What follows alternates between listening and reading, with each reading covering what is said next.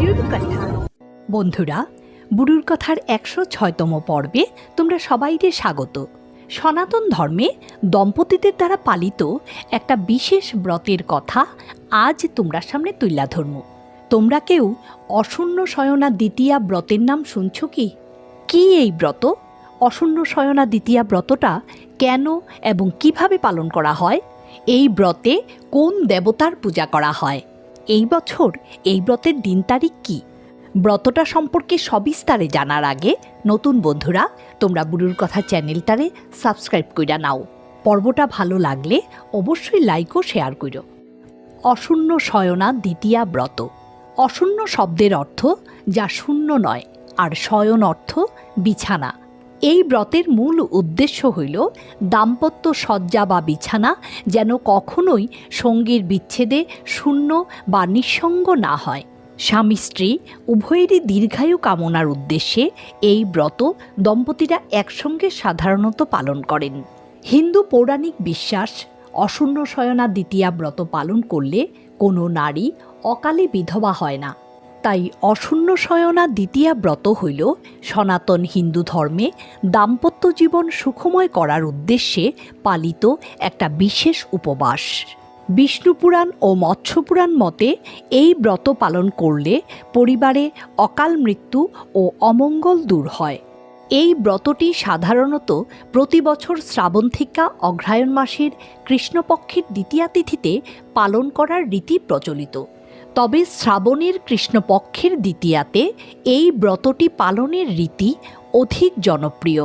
তাই ২০২৬-এ বাংলা ১৪ শ্রাবণ, ইংরেজি ৩১ জুলাই শুক্রবার রাত্রি ৯টা ৩৩ মধ্যে অশূন্য শয়না দ্বিতীয়া ব্রত পালন করা হইব। চাতুর্মাস চলাকালীন ভগবান বিষ্ণু অনন্তনাগে শয়ন করেন। তাই এই ৪ মাসের কৃষ্ণপক্ষের দ্বিতীয়া তিথিতে শ্রী বিষ্ণু ও দেবী লক্ষ্মীর পূজা করেন দম্পতিরা। কারণ বিষ্ণু ও লক্ষ্মী হইলেন আধ্যাত্মিক জ্ঞান ও বৈষয়িক ঐশ্বর্যের প্রতীক। তাদের একত্রে পূজা করলে সংসারে কখনোই ধন ও সৌভাগ্যের অভাব হয় না এবং দাম্পত্য জীবনে চিরন্তন সুসম্পর্ক বজায় থাকে। তাছাড়া শাস্ত্রমতে দেবী লক্ষ্মী হইলেন ভগবান বিষ্ণুর মূল শক্তি। সূর্য ও তার কিরণের মতোই বিষ্ণু ও লক্ষ্মী একে অপরের পরিপূরক। তাই লক্ষ্মী দেবীরে নিজ গৃহে স্থায়ীভাবে ধৈর্য রাখতে বিষ্ণুর সঙ্গে তার যুগল আরাধনা করা হয়। এই ব্রতের পূজা পদ্ধতি: ব্রতের দিন সকালে স্নান সাইরা শুদ্ধ বস্ত্র পরিধান কইরা সারাদিন উপবাস বা ফলাহারের মাধ্যমে ভগবান বিষ্ণু ও দেবী লক্ষ্মীর পূজার সংকল্প করার রীতি। এরপর একটা পরিষ্কার চৌকিতে হলুদ কাপড় বিছাইয়া লক্ষ্মীনারায়ণের মূর্তি বা ছবি স্থাপন করা হয়। এই ব্রতের বিশেষ নিয়ম হইল ব্রতীদের সারাদিন মৌন থাকা।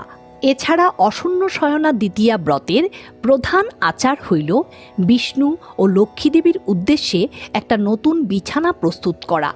এর মাধ্যমে প্রার্থনা করা হয় যাতে দাম্পত্য শয্যা কখনোই শূন্যতায় বা বিরহে ভৈরা না ওঠে।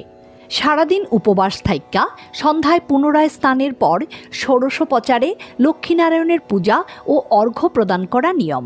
পূজার সময় জপ করা হয় ওম বিষ্ণুদেবায় নমঃ, ওম মহালক্ষ্মী নমঃ। তাছাড়া একটা বিশেষ মন্ত্রও জপ করা হয়, লক্ষ্মম্মা ন শূন্যম বরদ যথাতে শয়নম সদা শয্যা মমাপ্য শূন্যাস্তু তথাত্র মধুসূদন। এর অর্থ হইল, হে মধুসূদন, আপনার শয্যা যেমন দেবী লক্ষ্মীর দ্বারা সর্বদা পূর্ণ থাকে, তেমনি আমার শয্যাও যেন আমার জীবন সঙ্গীর দ্বারা পূর্ণ থাকে। তারপর চন্দ্রদেবরে দর্শন কইরা তারে অর্ঘ্য প্রদানের মাধ্যমে পূজার সমাপ্তি ঘটে। পূজা শেষে নিরামিষ আহার গ্রহণ করা নিয়ম।